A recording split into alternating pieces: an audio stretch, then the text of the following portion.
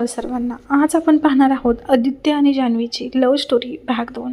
या अगोदरचा भाग 1 पाहण्यासाठी लिंक मी डिस्क्रिप्शन बॉक्समध्ये दिलेली आहे, ती एकदा नक्की चेक करा।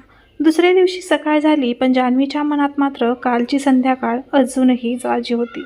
आदित्यने तिच्याकडे पाहून बोललेले ते शब्द तिच्या कानात पुन्हा पुन्हा घुमत होते। तू माझ्या दिवसाचा तो भाग झाली आहेस, ज्याची मला रोज वाट पाहावीशी वाटते। त्या आठवणीने तिच्या चेहऱ्यावर नकळत हसू आलं। तिने आरशात स्वतःकडे पाहिलं आणि स्वतःलाच हळूच विचारलं, खरंच मला आदित्यच्या प्रेमात पडायला सुरुवात झाली आहे का? पण मनाला उत्तरं विचारायची गरजच नव्हती, कारण तिच्या चेहऱ्यावरचं हसू सगळं काही सांगत होतं। तेवढ्यात तिच्या फोनवर मेसेज आला। आदित्यचा मेसेज होता, गुड मॉर्निंग जान्हवी, आज सकाळी उठल्यावर सर्वात आधी तुझीच आठवण आली। मेसेज वाचता जान्हवीच्या गालावर लाली आली। तिने काही क्षण उत्तर द्यायचं टाळलं, पण मन काही ऐकत नव्हतं। शेवटी तिने लिहिलं, गुड मॉर्निंग, आणि खरं सांगायचं तर मलाही आज सकाळी तुमचीच आठवण आली। मेसेज पाठवल्यानंतर तिने फोन पटकन बाजूला ठेवला, पण काही सेकंदांनी पुन्हा फोन उचलून ती त्याचा रिप्लाय येतोय का हे पाहू लागली। त्याचा लगेच रिप्लाय आला, म्हणजे आता मी तुझ्या सकाळीही येऊ लागलो। जान्हवी हसत म्हणाली, जास्त खुश होऊ नका। आदित्यने उत्तर दिलं, उशीर झाला, मी आधीच खुश झालोय। त्या छोट्याशा संवादाने दोघांच्याही दिवसांची सुरुवात एका सुंदर हसण्याने झाली। त्यांच्या नात्याला अजून नाव मिळालं नव्हतं, पण दोघांच्या मनात मात्र एकमेकांसाठीची जागा दिवसेंदिवस वाढतच होती। तरी आदित्यने जान्हवीला फोन केला, आज संध्याकाळी थोडा वेळ माझ्यासाठी काढशील? त्याने विचारलं। जान्हवीने मुद्दाम थोडा विचार केल्यासारखं केलं आणि म्हणाली, कशासाठी? आदित्य म्हणाला, कारण मला तुझ्यासोबत थोडं बोलायचं आहे। जान्हवीने हसत उत्तर दिलं, फक्त बोलायचं आहे? आदित्य काही क्षण शांत राहिला आणि मग म्हणाला, कदाचित त्यापेक्षा थोडं जास्त। हे ऐकून जान्हवी पुन्हा लाजली। संध्याकाळी जान्हवी ठरलेल्या ठिकाणी पोहोचली तेव्हा आदित्य आधीच तिची वाट पाहत उभा होता। त्याच्या हातात एक छोटंसं गिफ्ट होतं। जान्हवीने ते पाहून विचारलं, हे काय? आदित्यने ते तिच्या हातात देत म्हटलं, उघडून बघ। तिने बॉक्स उघडला आणि त्यात एक सुंदर छोटंसं ब्रेसलेट होतं।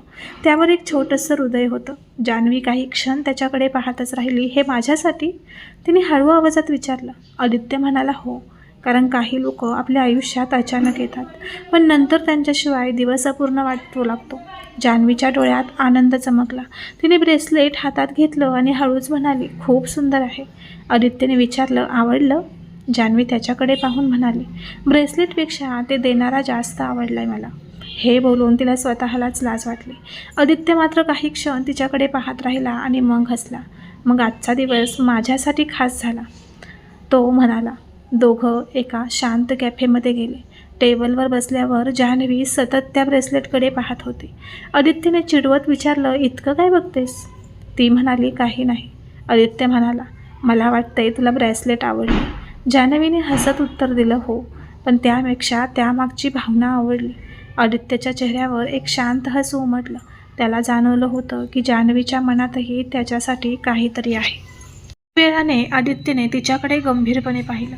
जान्हवी, मला तुला एक गोष्ट विचारायची आहे। जान्हवी म्हणाली, विचारा। आदित्य म्हणाला, आपण जे काही अनुभवतोय त्याला तू काय नाव देशील?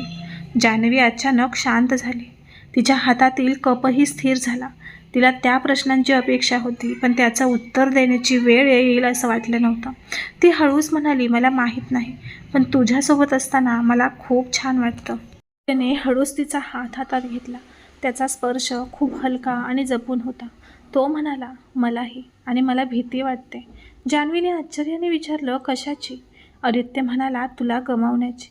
त्या एका वाक्याने जान्हवीच्या डोळ्यात पाणी आलं। तिने त्याचा हात घट्ट पकडला आणि म्हणाली, मग मला गमावण्यासारखं काही करू नकोस। आदित्य हसला आणि म्हणाला, कधीच नाही। दोघं कॅफेबाहेर आले। बाहेर हलका पाऊस सुरू झाला होता। जान्हवी त्या पावसाकडे पाहत म्हणाली, आदित्यने विचारलं, छत्री आणली नाहीस? ती म्हणाली, नाही। आदित्यने स्वतःची छत्री उघडली आणि तिच्या डोक्यावर धरली। दोघं एकाच छत्रीतून चालू लागले। रस्ता छोटा होता, पण त्या काही मिनिटांचा प्रवास दोघांसाठी खूप खास होता। त्यांच्या खांद्यांना हलका स्पर्श होत होता आणि प्रत्येक वेळी दोघंही लाजून दुसरीकडेच पाहत होते। अचानक जान्हवीचा पाय घसरला। आदित्यने लगेच तिचा हात पकडून तिला सावरलं। काही क्षण दोघं अगदी जवळ उभे होते। जान्हवीने वर पाहिलं तर आदित्यच्या डोळ्यात फक्त तिच्यासाठीची काळजी दिसत होती. आदित्यने हळू आवाजात विचारलं, लागलं तर नाही ना? जान्हवीने मान हलवली. नाही. तुम्ही पकडताय ना? त्या वाक्यावर दोघेही काही क्षण शांत राहिले. त्या क्षणी त्यांच्या मनातल्या भावना आणखी स्पष्ट झाल्या. घरी पोचल्यानंतरही जान्हवीच्या मनातून तो क्षण जात नव्हता. तिने ब्रेसलेट पुन्हा पुन्हा पाहिलं.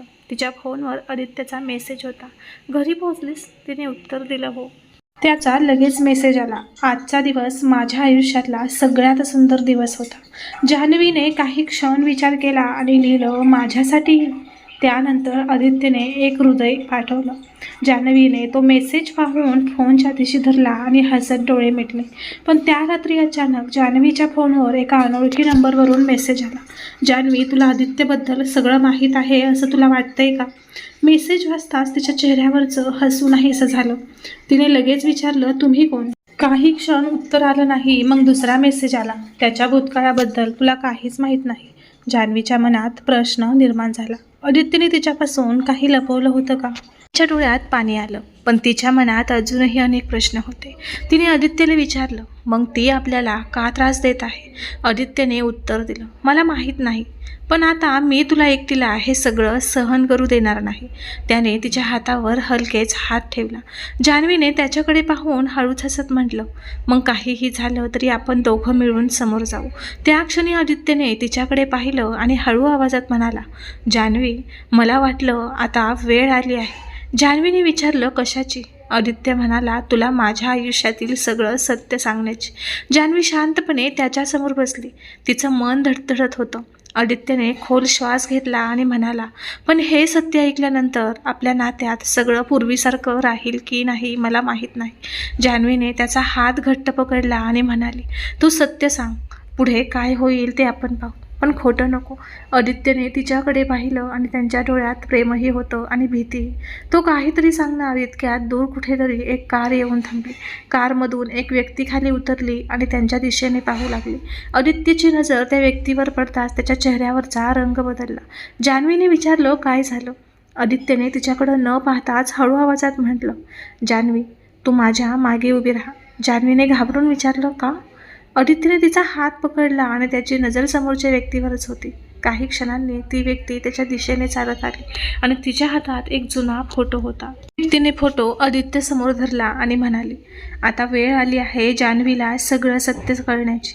जान्हवीने फोटो पाहिला आणि तिच्या चेहऱ्यावर आश्चर्य पसरलं, कारण त्या फोटोमध्ये आदित्यसोबत उभी असलेली व्यक्ती तीच होती जिने काही वेळापूर्वी फोन केला होता. आणि फोटोच्या मागे लिहिलेली एक तारीख पाहून जान्हवीच्या मनात एक प्रश्न निर्माण झाला, आदित्यने माझ्यापासून नेमकं काय लपवलं आहे? त्या प्रश्नाचं उत्तर पुढच्या क्षणी मिळणार होतं, पण ते उत्तर त्यांच्या प्रेम कहाणीला कायमचं बदलून टाकणार होतं. तर फ्रेंड्स, पुढे आता आपण भाग 3मध्ये आदित्य आपल्या भूतकाळाचा सत्य जान्हवीसमोर सांगणार आहे.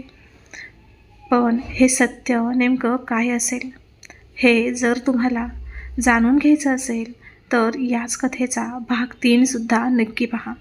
आणि भाग 3मध्ये हे जाणून घेण्यासाठी या व्हिडिओला एक लाईक करून चॅनलला नक्की सबस्क्राईब करून बेल आयकॉन नक्की प्रेस करा, जेणेकरून याच कथेचा मी जेव्हा पुढील भाग अपलोड करेल तेव्हा त्या व्हिडिओची नोटिफिकेशन ही सर्वात अगोदर तुम्हाला मिळेल आणि तुमचा कोणताच भाग मिस होणार नाही.